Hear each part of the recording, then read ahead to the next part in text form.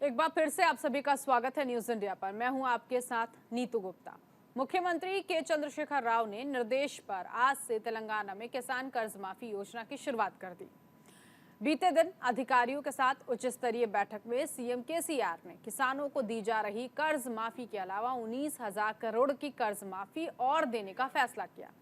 आज से शुरू हो रहा किसान कर्ज माफी अभियान को सितंबर के दूसरे हफ्ते तक पूरा करने का निर्देश दिया गया। साथ ही उन्होंने कहा कि केंद्र से फंड जारी नहीं होने और तेलंगाना के साथ केंद्र के सौतेले व्यवहार की वजह से आर्थिक स्थिति पर विपरीत प्रभाव पड़ा है और इस वजह से ऋण माफी कार्यक्रम में कुछ समय की देरी हुई है।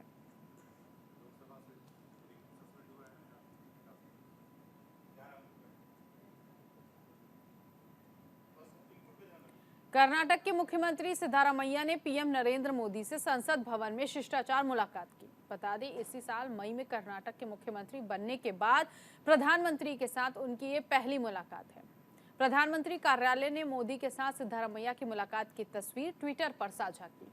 मुलाकात के दौरान सिद्धारमैया ने पीएम मोदी को उपहार के तौर पर कर्नाटक की नक्शकारी से बना हुआ हाथी दिया। उन्होंने राजनाथ सिंह और निर्मला सीतारमण को भी उपहार में हाथी दिया। सिद्धारमैया ने वित्त मंत्री निर्मला सीतारमण से मुलाकात की। उनके साथ कर्नाटक से संबंधित मुद्दों पर चर्चा की। कर्नाटक के मुख्यमंत्री ने कांग्रेस अध्यक्ष मल्लिकार्जुन खड़गे से भी मुलाकात की है।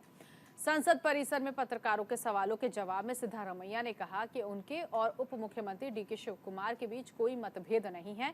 साथ ही उन्होंने कहा कि कर्नाटक में सब ठीक चल रहा है और हमारी सरकार लोगों के विकास के लिए काम कर रही है।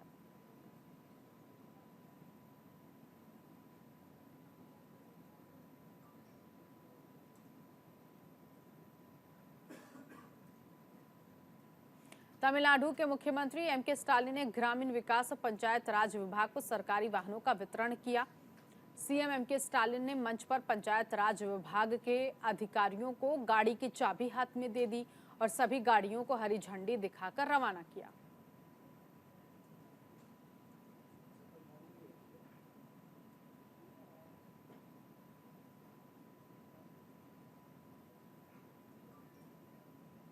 कर्नाटक में वर्चुअल टाउन हॉल T20 शिखर सम्मेलन में विदेश मंत्री एस जयशंकर ने लोगों को संबोधित किया।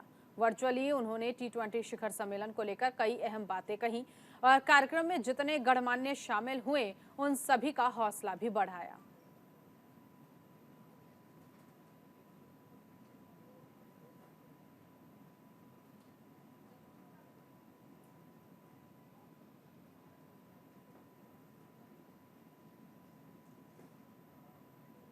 तेलंगाना की राज्यपाल तमिलिसाई साउंडराजन ने हनमकोंडा जिले में बाढ़ प्रभावित क्षेत्रों का दौरा किया और लोगों को होने वाली गंभीर कठिनाइयों पर चिंता व्यक्त की। हनमकोंडा मंडल के जवाहर कॉलोनी में इस अवसर पर बोलते हुए उन्होंने कहा कि बाढ़ ने जवाहर नगर पुल के पूरी तरह ढह जाने से सामान्य जनजीवन अस्त व्यस्त हो गया। राज्यपाल ने अधिकारियों से तत्काल प्रतिक्रिया और सरकार से राहत उपायों की अपील करते हुए सुझाव दिया कि दीर्घकालिक समाधान ढूंढे जाने चाहिए। उन्होंने प्रभावित क्षेत्रों में पीने का पानी, जरूरी वस्तुएं और चिकित्सा किट उपलब्ध कराने का आह्वान किया। इसके अतिरिक्त उन्होंने बताया कि एक केंद्रीय टीम वर्तमान में नुकसान की सीमा का आकलन कर रही है।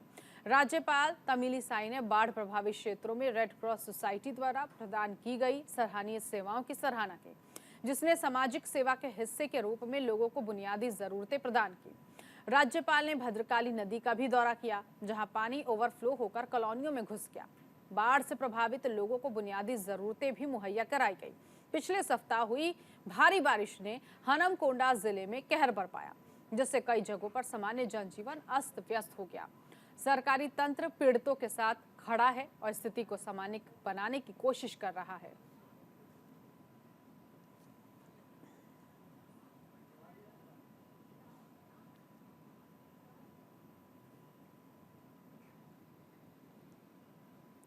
केरल फिल्म पुरस्कार पर विवाद बढ़ गया है। सत्तारूढ़ वाम मोर्चा सरकार की दूसरी सबसे बड़ी सहयोगी पार्टी सीपीआई की युवा शाखा ऑल इंडिया यूथ फ्रंट ने मुख्यमंत्री पिनाराई विजयन और राज्य के संस्कृति मंत्री साजी चेरियन से आग्रह किया कि केरल राज्य फिल्म पुरस्कारों पर जारी विवाद की जांच बाहरी एजेंसी से कराई जाए। दरअसल पिछले दिनों निर्देशक विनयन ने निर्देशक रंजीत की आलोचना की थी। रंजीत वर्तमान में केरल राज्य चलचित्र अकादमी के अध्यक्ष हैं। बता दें, अकादमी राज्य फिल्म पुरस्कारों का चयन करती है। निर्देशक विनयन ने रंजीत पर आरोप लगाया था कि उन्होंने पुरस्कारों के फैसले के समय जूरी के फैसले में हस्तक्षेप किया था। साथ ही मुख्यमंत्री से शिकायत करते हुए अकादमी से बाहर किसी एजेंसी से जांच की मांग की है।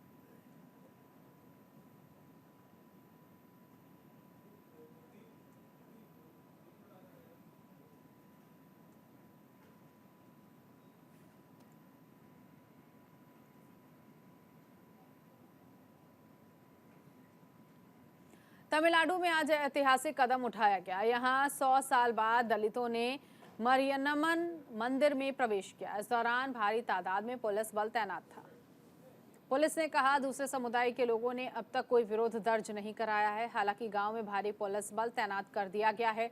इस मंदिर में प्रवेश को लेकर जुलाई से आंदोलन चल रहा था, जब दो युवाओं के बीच झड़प हुई, जिसके कारण दलितों और वन्नी-यारो समुदायों के बीच लड़ाई शुरू हो गई थी। दलितों ने जिला राजस्व और पुलिस अधिकारियों को याचिका दायर कर उन्हें मंदिर में प्रवेश करने देने का आग्रह किया है।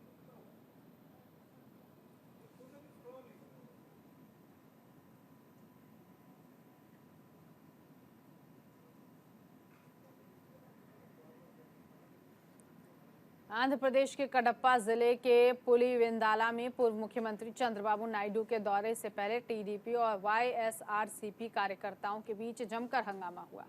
पुलिस ने लाठीचार्ज कर दोनों पार्टियों के कार्यकर्ताओं को तितर-बितर कर दिया। कडप्पा जिले के पुलिवेंदु में तनावपूर्ण हालात बने हुए हैं। वहीं पूर्व सीएम चंद्रबाबू नायडू के पुलिवेंदुला दौरे के तहत टीडीपी नेता और कार्यकर्ता बड़ी संख्या में पुलिवेंदुला पहुंचे। इस अवसर पर वाईएसआरसीपी के कुछ कार्यकर्ता फूल स्टॉलों के पास आए और वाईएसआरसीपी के झंडे लहराए और टीडीपी कार्यकर्ताओं ने उन्हें नियंत्रित करने की कोशिश की, जबकि वाईएसआरसीपी कार्यकर्ता मौके से फरार हो गए। बता दें, वहां मौजूद पुलिस कर्मियों ने दोनों गुटों को खदेड़ दिया।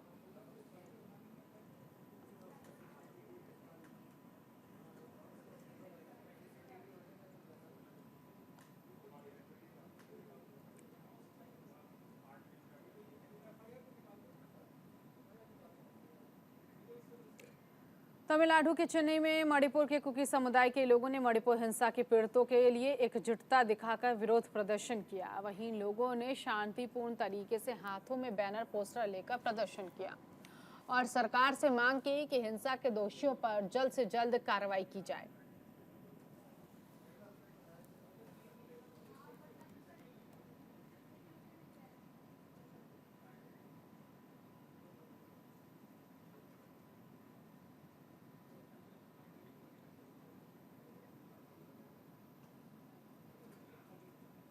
आंध्र प्रदेश के तिरुपति में क्रिकेटर विजय शंकर ने तिरुमाला वेंकटेश्वर का दौरा किया। वहीं विजय शंकर ने लोगों से मुलाकात भी की और लोगों में क्रिकेटर विजय शंकर को देखकर काफी खुशी नजर आई। लोग क्रिकेटर विजय शंकर के साथ सेल्फी लेते नजर आए हैं।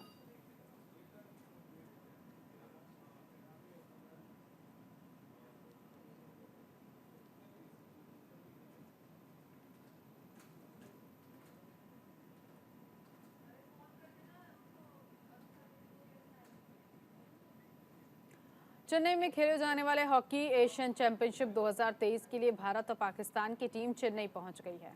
टूर्नामेंट की शुरुआत आज से हो रही है। 2011 से एशियाई हॉकी महासंघ द्वारा प्रतिवर्ष आयोजित की जाने वाली पुरुष एशियाई चैंपियंस ट्रॉफी में एशिया की शीर्ष 6 फील्ड हॉकी टीमें शामिल होती हैं, जो राउंड रॉबिन प्रारूप में प्रतिस्पर्धा करती है। टूर्नामेंट के लिए भारत आते ही पाकिस्तान के असिस्टेंट कोच ने एक विस्फोटक बयान दिया, जिसकी हर तरफ चर्चा हो रही है। ये टूर्नामेंट बहुप्रतीक्षित है और प्रशंसक इस साल के आयोजन के दौरान एशिया की बेहतरीन हॉकी टीमों के बीच तीव्र प्रतिस्पर्धा देखने के लिए उत्सुक है। भारत और पाकिस्तान हॉकी में चिर प्रतिद्वंदी है और इन दोनों के मैच का सभी को इंतजार रहता है। भले ही मैदान पर दोनों देश आमने सामने हैं, लेकिन इसके बाहर दोनों ही देशों के खिलाड़ियों का एक दूसरे के प्रति सम्मान भी है।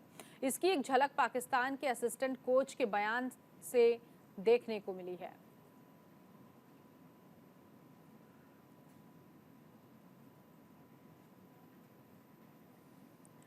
आंध्र प्रदेश के कडप्पा में तेलुगु देशम पार्टी के प्रमुख एन चंद्रबाबू नायडू की सार्वजनिक रैली के पीछे टिफिन गाड़ी में आग लग गई।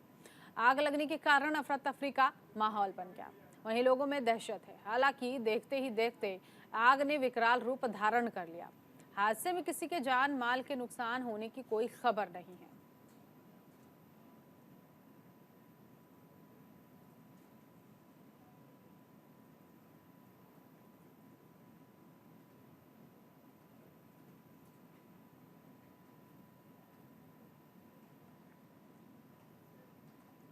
हिंदू देवता के बारे में राज्य विधानसभा अध्यक्ष एएन शमसीर की हालिया टिप्पणी के विरोध में बड़ी संख्या में हिंदू भक्तों और एक प्रभावशाली नायर समुदाय संगठन के सदस्यों ने केरल भर में भगवान गणेश के मंदिरों में पूजा अर्चना की।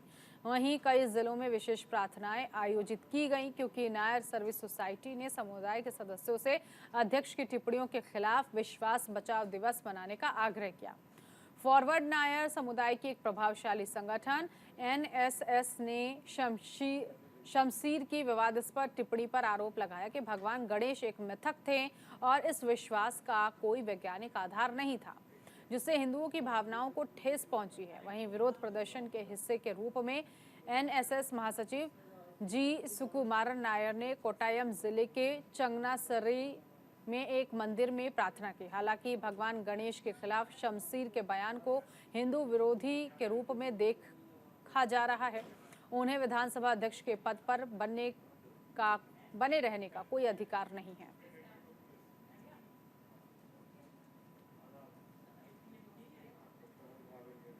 केरल के वटकारा में लोकानार्कव में तीर्थ पर्यटन की एक परियोजना का काम तेजी से चल रहा है। ऐसे में लोकानार्कव एक ऐसी जगह है जहां प्रसिद्ध मंदिर है।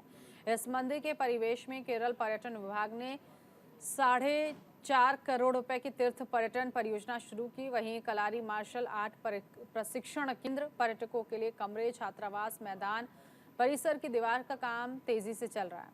इस महीने के अंतिम तक रसोई स्थापित कर दी जाएगी। रास्ते में कलारी मार्शल आर्ट संग्रहालय भी है।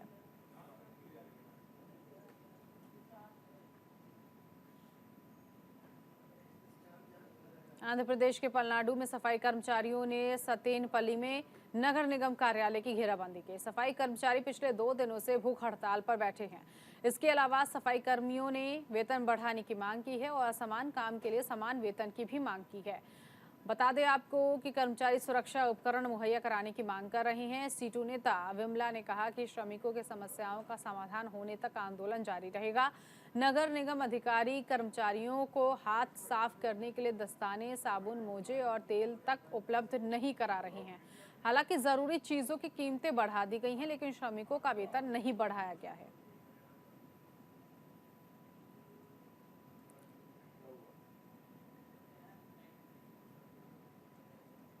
कर्नाटक के उडुपी में डी देवराज उर्स पोस्ट मैट्रिक गर्ल्स हॉस्टल की छात्राओं ने सीएम सिद्धारमैया से लैपटॉप देने की मांग रखी। दरअसल छात्राओं ने कहा कि कॉलेज की छात्राओं का सेकेंड ईयर का आधा कोर्स पूरा हो गया है, लेकिन सरकार के वादों के मुताबिक अभी तक किसी भी छात्रा को लैपटॉप नहीं दिया गया।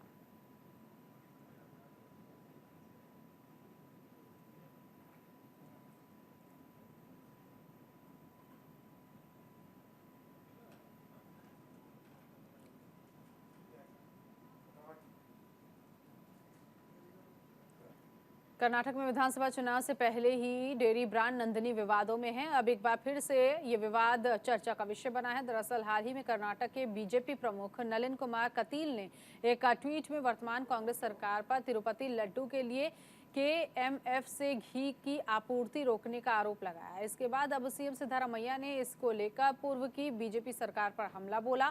कर्नाटक के मुख्यमंत्री सिद्धारमैया ने दावा किया है कि आंध्र प्रदेश के तिरुपति वेंकटेश्वर मंदिर के प्रसाद के रूप में दिए जाने वाले प्रसिद्ध लड्डू बनाने के लिए कर्नाटक मिल्क फेडरेशन के नंदिनी ब्रांड के घी की आपूर्ति 1.5 साल पहले बीजेपी सरकार के कार्यकाल में बंद कर दी गई थी।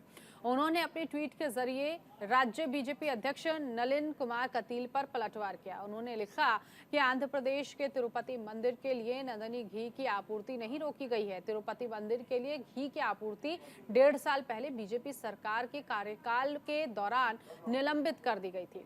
आगे उन्होंने राज्य बीजेपी अध्यक्ष से सवाल करते हुए लिखा कि अब आप मुझे बताएं कि क्या पिछली बीजेपी सरकार हिंदू धार्मिक मान्यताओं और भक्ति के खिलाफ थी या केवल तत्कालीन मुख्यमंत्री बसवराज बोम्मई हिंदू विरोधी थे।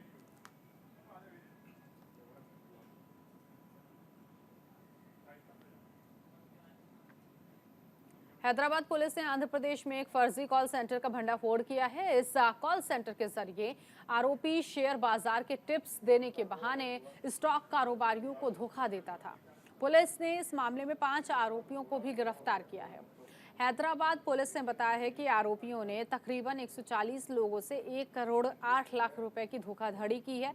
इस कार्रवाई में आरोपियों के पास से 6 मोबाइल फोन और 31 लैपटॉप जब्त किए गए। आरोपियों से पूछताछ की जा रही है।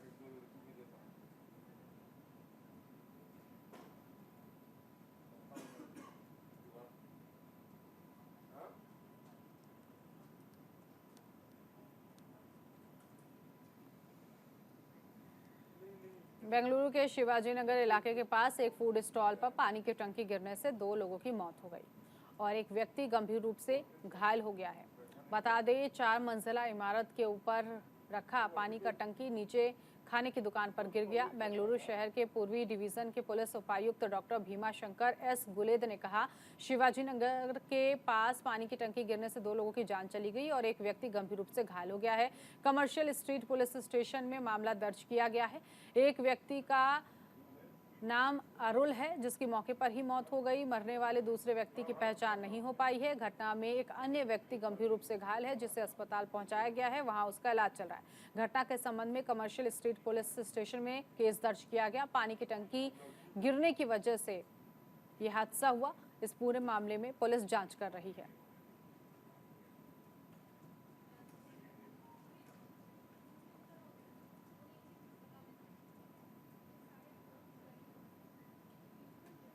तमिलनाडु के चेन्नई में अभिरामी रामनाथन की अध्यक्षता में rotary club of Madras central ने चेंगलपेट जिले में रहने वाले 63 ई रूरल परिवारों के लिए 63 घर बनाने का फैसला किया। उनकी योजना के मुताबिक ई रूरल परिवारों को पक्के मकान बनाकर दिए जाएंगे। हालांकि अनुसूचित जनजाति की अंदर आने वाले ये समुदाय जहरीले सांपों को पकड़कर अपनी आजीविका चलाते हैं और अपनी आजीविका के लिए अलग अलग राज्यों को उनके ज़िलों में जाते हैं और काम के बाद झोपड़ी में आकर रहते हैं। ऐसे में रोटरी क्लब ऑफ मद्रास के फैसले के बाद ई रूरल समुदाय के लोगों के अंदर खुशी है। आंध्र प्रदेश के पूर्वी गोदावरी में भारी बारिश के कारण निचले इलाकों में कई लोग फंस गए हैं। प्रशासन, एनडीआरएफ और एसडीआरएफ की टीम लगातार राहत बचाव कार्य में जुटी हुई है। बता दें, भारी बारिश की वजह से कई लोगों का जीवन अस्त व्यस्त हो गया है।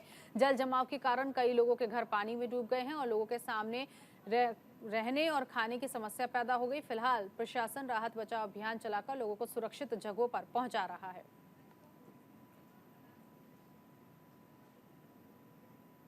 आंध्र प्रदेश के विशाखापट्टनम से खबर मिल रही है, जहां नशे में धुत एक महिला ने अपने कार को डिवाइडर पर गिराने से पहले 8 खड़े दोपहिया वाहनों में टक्कर मार दी। जानकारी के मुताबिक तेज रफ्तार कार ने विशाखापट्टनम में सोमा बार के पास वीआईपी रोड पर खड़े 8 दोपहिया वाहनों को टक्कर मारी है। पुलिस अधिकारी ने बताया कि स्थानीय लोगों ने आरोप लगाया कि महिला शराब के नशे में गाड़ी चला रही थी और दुर्घटना के बाद मौके से भाग गई।